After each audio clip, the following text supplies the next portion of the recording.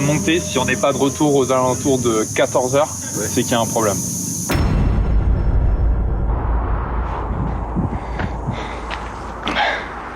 On devrait plus tarder. Je crois que je vois un éclaireur sur l'autre colline en face.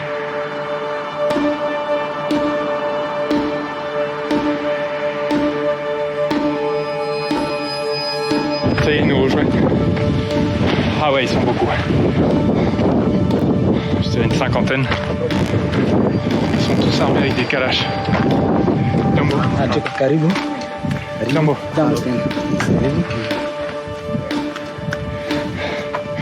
Ah ouais. Il y a beaucoup de jeunes, hein. Il y a des adolescents avec des kalachnikovs. Wow. Les deux derrière moi, ils sont jeunes. Hein. Ouais. For over 25 years, Congolese and foreign militias have been terrorizing the eastern regions of the Democratic Republic of the Congo. For Brut, our field reporter Charles Villa went to meet a local warlord to better understand the extreme violence taking place there.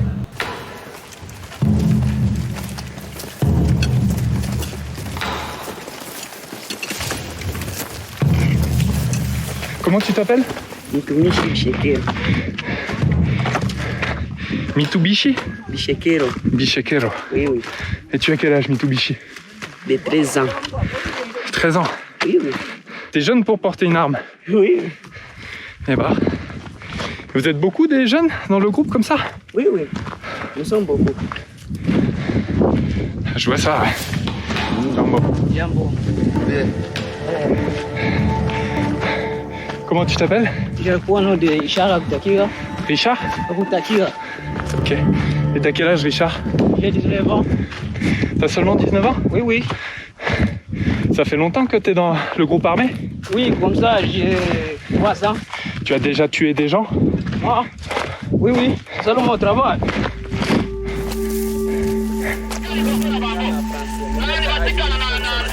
Ok, on arrive.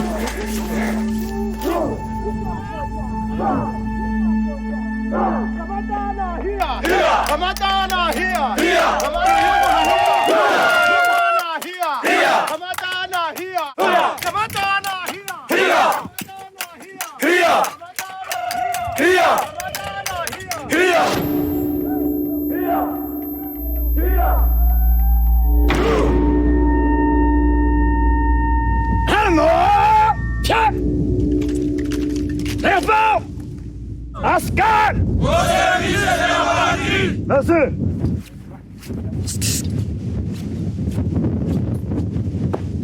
Donc là, ce qu'ils sont en train de faire, c'est une démonstration de force parce qu'il y a la caméra et parce que je suis présent. Ils veulent juste montrer qu'ils sont bien armés et bien entraînés. Officier! Sous-officier! Atikali! Nama bakanayo!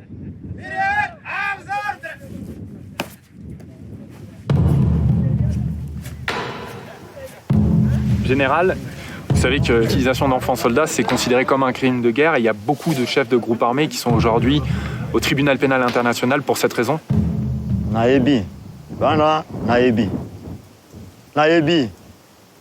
Eza bongo te, eza kokosanga te, nayebi. Nayebi, soki bana moke kaka bakotaka na armée te. Bana moke kaka bakendaka na école bakende kutanga. Mais pourtant, parmi vos troupes, vous avez des adolescents. Yo ozomona talo ya moto lobi oyo aza mokuse. Yo, soza mondele. Ah, lukula yo oza mondele. Bachinois bazalaka ndenge ozali. Bachinois se baza moke, baza mokuse. Na bino nyonso boza ba mondele. Oza mondele, na chinois aza mondele. Mais mondele mokuse aza chinois. Na biso ndenge wana.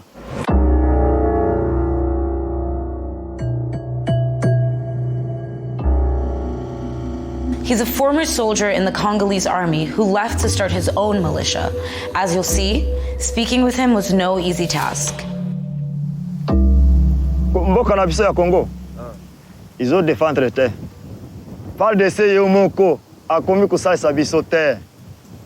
Biso te. Nazo salisa biso te. Sokumi ekomi FARDC na biso bana mboka. Ekozala solo wana. Est-ce que vous avez vraiment l'impression que votre lutte, elle est efficace? Ils ont qu'un des biens. Tous ont violé dans nos terres. Nga na lobi to sala ka village était. Village était. Na wana mboka to zali kaka. Na wana village na biso sala ka village était. Hollandi? Général, combien d'hommes vous avez tués? Aussi au moment où tu Attends ma deux ça. Attends ma deux ça. S'il vous plaît, juste on reste concentré. On n'a pas beaucoup de temps, on reste concentré. Oh Loubi, est-ce que ah bah non avons match. Ah. Eh. Zela. Est-ce que bato wana barai ya ube basoda wo tunanga. Bato nyonso aussi au moment combattant soldats civils mutu nyonso aussi au moment. Ah, batanga kabangote. Babunda naka. Soki mutu akufi okote akufi. Babunda naka be otanga kabatu bakufi. Esalemaka. Te? General Bashunga didn't appreciate questions about child soldiers or his victim count, so to avoid any issues, our reporter changed the subject. Général, il paraît que vous avez rêvé de cette rencontre entre vous et moi. Eza solo. Namoni bino ndenge moyakaki. Ndenge momataki ngumba na monaki bino. Tile loa. Et monani na bato nyonso. Général, est-ce que vous pensez avoir des pouvoirs surnaturels? Tozana ango. Yakana, besa mkuki wapi? Beziti tumwana. Shibe mgwetu mganyi ngali.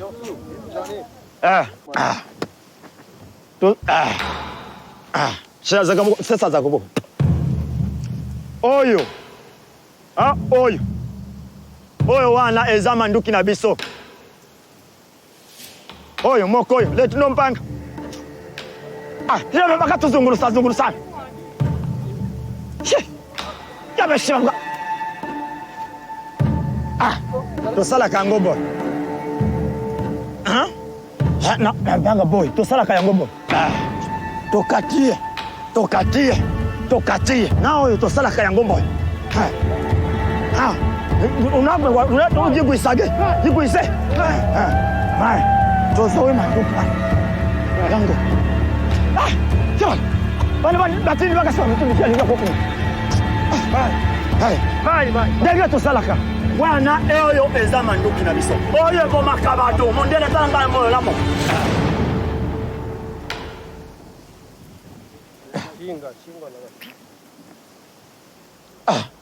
Tomiyereke mbunda malai. Tunekama tunempanga. All militias in the country are ostensibly illegal, but despite widespread rapes, pillaging, and war crimes, it is very rare for rebel warlords to be brought to justice.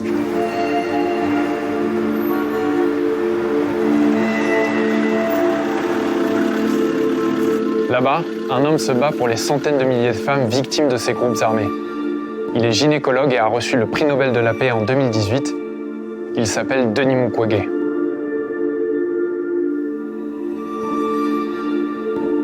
Des femmes qui subissent ces atrocités, la grande question qu'elles se posent, d'abord, pourquoi faire ça?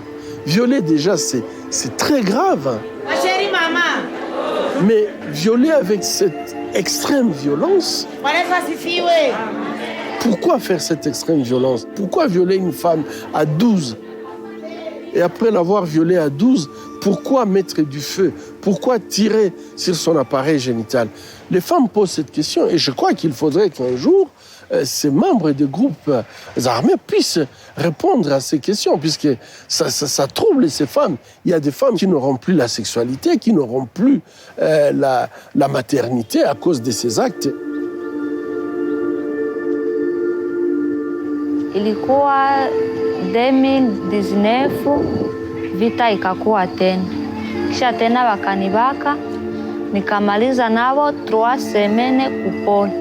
Siku lake sina wake sifanyake hata akose kunilalalala tu wanaume. Nikabeba ingine mimba. Kubeba ingine mimba, iyi mimba niko nayo. Les viols qu'elles subissent, c'est souvent des viols avec extrême violence, où elles sont humiliées devant leur mari, devant leurs enfants. Elles sont humiliées devant leur communauté. Ce sont des femmes qu'on promène nues, qu'on laisse nues pendant des heures, des jours parfois. Ce sont des femmes qui sont empalées, qui ont des brûlures graves au niveau des organes génitaux. Souvent, elles disent « quand on m'a violée, on m'a tuée. Quand on m'a violée, je ne me sens plus comme une femme, je ne me sens plus comme un humain. »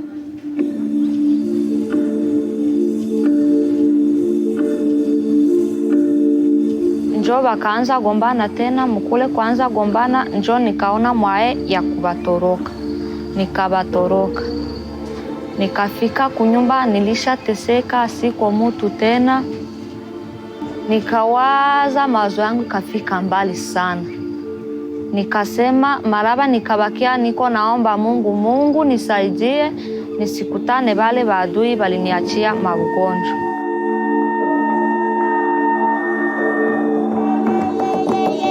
Nikiona vinanishinda Yesu we nakueleza. Nikiona vinanishinda Yesu we nakuambia. Nikiona vinanishinda Yesu we nakuambia. On ne soigne pas seulement l'aspect médical ou l'aspect chirurgical, mais on considère également l'aspect psychologique qui est très très important.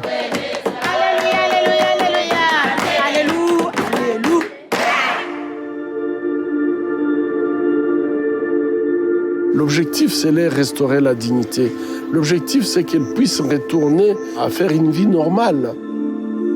In the Democratic Republic of the Congo, mass rape is used as a weapon of war, not only to terrorize victims, but also to provoke massive population displacements.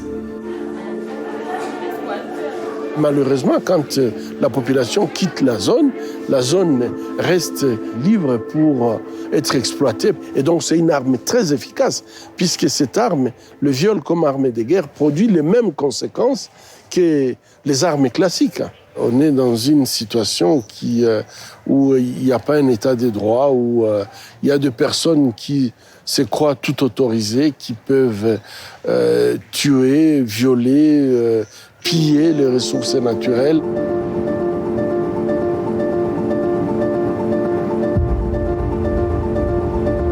In the DRC, one of the main natural resources is coltan, a mineral used in the manufacture of certain electronic devices like computers and cell phones. The country is home to some 60 to 80% of the world's total coltan deposits.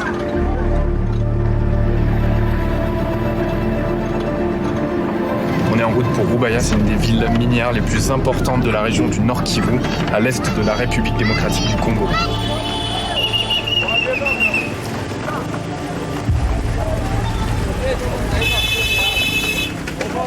On est en plein pendant la saison des pluies et en fait là il y a un pont qui a cédé, donc on doit descendre, traverser une rivière et changer de voiture après. Là il y a toute la population qui est bloquée à cause de la chute du pont.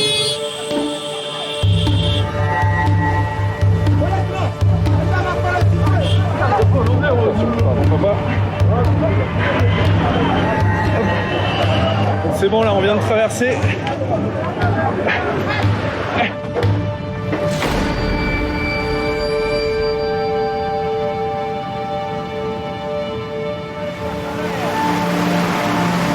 Je sais pas si vous arrivez à voir derrière moi la couleur de l'eau. Actuellement, elle est un peu marronade, voire orange.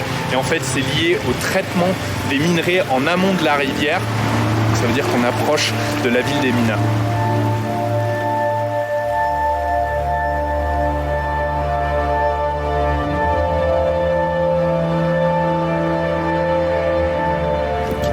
Ah ouais, c'est impressionnant, putain.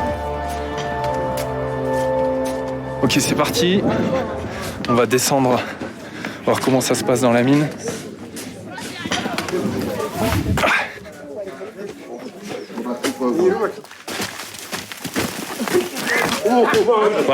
Voilà, il y a quand même une petite différence. On sent qu'ils ont l'habitude, quoi. Mais bon, Putain, c'est vraiment casse-gueule. Attention, attention. Il y a plusieurs étapes avant de pouvoir récolter du coltan. La première, c'est celle qu'ils sont en train de faire derrière moi, c'est-à-dire ils creusent dans la terre pour pouvoir construire des tunnels. Il y a combien d'ouvriers qui travaillent ici? Ici, en moyenne, il y a 150. Actuellement, dans les tunnels, il y a 48 personnes. Une fois qu'ils sont à l'intérieur des tunnels, ils récupèrent du sable minéralisé de cette couleur un peu jaune et c'est dans ce sable que se trouvent les minéraux de coltan. Vous le revendez combien, le kilo de coltan aux négociants? Auparavant, on vendait à $20. Aujourd'hui, le prix sort abattu. C'est dans les $10, $12. Pourquoi une aussi grosse baisse? Nous ne savons pas. Les prix proviennent des consommateurs. Les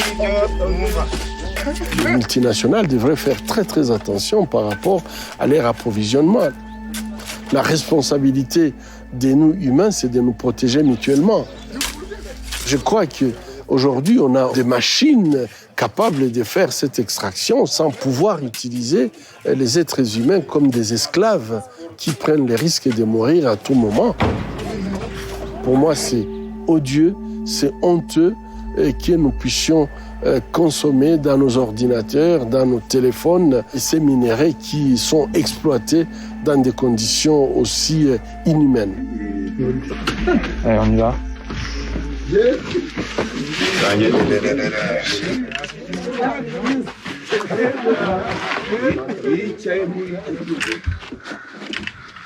Papa.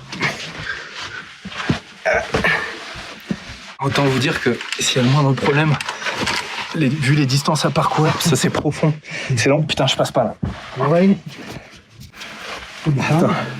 Attends, papa, je passe pas. Putain. Non, autant vous dire que s'il y a le moindre problème, c'est impossible de rentrer à temps et de sortir. Ça continue? Ça continue. Allez, on continue. Mon papa. Il y a des gens en bas? Il y a des gens. Descendez encore. Mon papa. Mon papa. Donc là, il appelle et l'autre l'entend pas tellement il est... Non, il est tout. Il est profondément. Il est profondément, mais tout. Là, on est à facile 30 mètres de profondeur, 30-40 mètres. Il commence à faire chaud aussi. J'ai du mal à respirer. Mourir, moi. J'imagine même pas quand tu passes 12 heures par jour dans la mine. Ça doit être l'enfer. Oui, j'ai bien. Voilà, là-bas. Oh là là. Oh ouais, c'est tellement dangereux, putain. C'est hyper étroit, c'est à peine consolidé. Ici, ça s'effondre. Il y a tout le monde qui meurt instantanément, en fait. Pardon, papa, pardon. Je fais tomber du sable. Là, tu rentres en te glissant, là? Non, on ne rend pas comme ça. Ouais. Oui, Angers.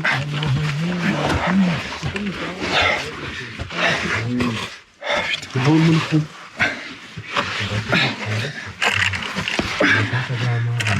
Faut être claustro, putain.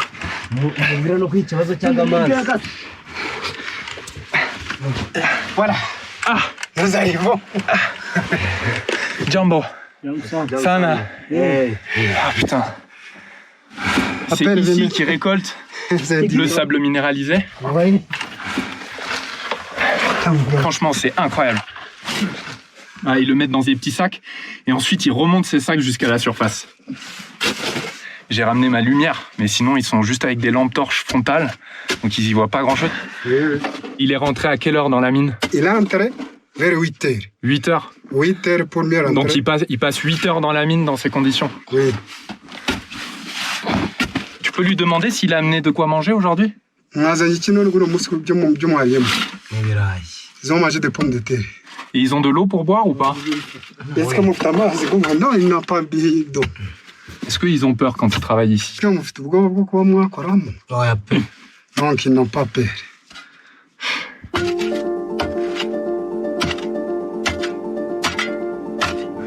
Merci. Putain, c'est tellement bon. Pensez-moi.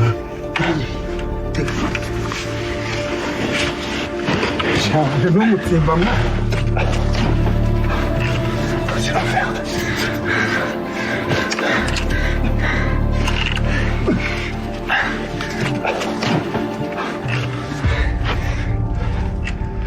Tu suis, papa?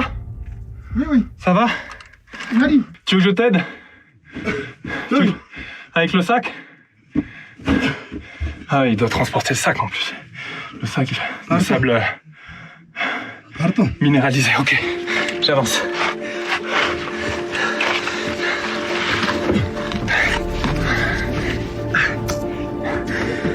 Putain, je vois la sortie.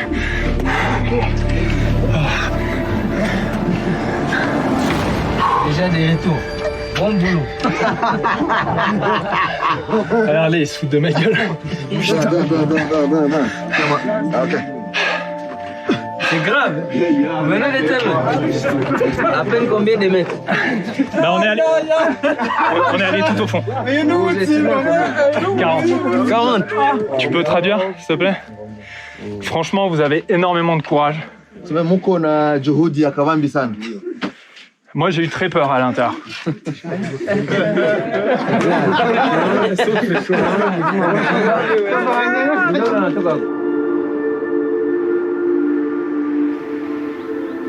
Des jeunes que vous aviez vus descendre dans des tunnels où ils peuvent laisser leur vie alors qu'ils peuvent cultiver en surface et être en sécurité. Souvent, ils sont dans le déni de leur propre humanité. La valeur de leur vie n'existe plus.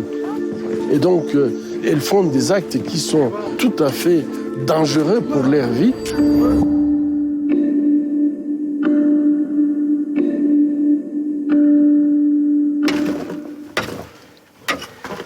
Quel âge vous avez? 19. Toi, t'as quel âge? Moi, je suis à 22 ans. 22 ans? Est-ce que ça vous fait peur, vous, de travailler dans ces mines? On a des peurs parce que chaque fois, on pense que même cette terre peut descendre sur nous. Lorsque ça commence à s'effondrer, ce qu'on fait, c'est sortir parce qu'on a peur de cette terre, ça peut tuer quelqu'un. En fait, il reste toute la journée dans le tunnel et il travaille en rotation. Dès que celui qui est en train de creuser est fatigué, il est remplacé par quelqu'un qui attend. Et ainsi de suite jusqu'à la fin de la journée de travail. À quel âge t'as arrêté l'école? J'ai arrêté l'école à 19 ans. Pourquoi t'as arrêté l'école? Pourquoi t'as pas continué tes études? C'est à cause de manquer les moyens d'argent.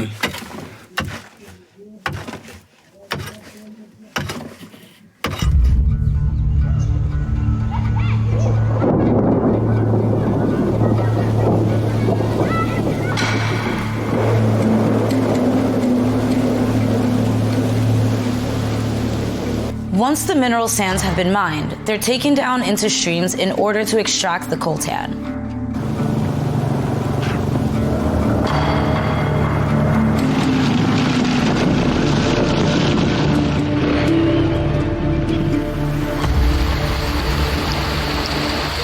On a rejoint un cours d'eau, je vais vous montrer comment il nettoie le sable minéralisé. C'est pas du coltan, ça? C'est du manganèse? C'est coltan. C'est coltan, ok. Donc vous voyez, le coltan, il le nettoie là dans le cours d'eau. C'est aussi pour ça qu'un peu plus bas, le cours d'eau a une couleur orange. Et ils le mettent dans des bacs comme ça avant de le remonter pour le faire sécher sur des toiles.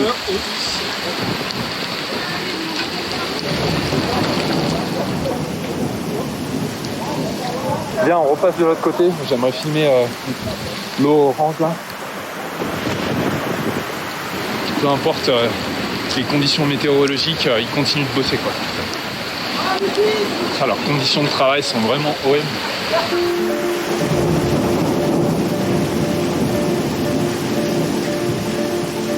Putain, je tremble.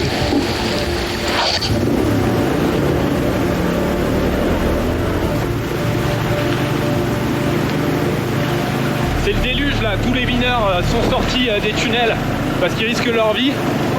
Nous on a dû partir aussi parce que sinon les routes risquent d'être bloquées.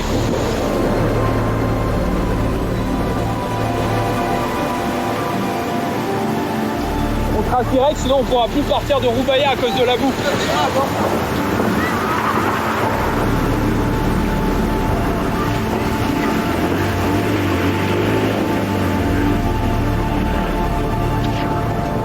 Du début à la fin, ça aura été une aventure de filmer dans ces mines. J'espère que ce documentaire vous a intéressé. Moi, je vous dis à très vite.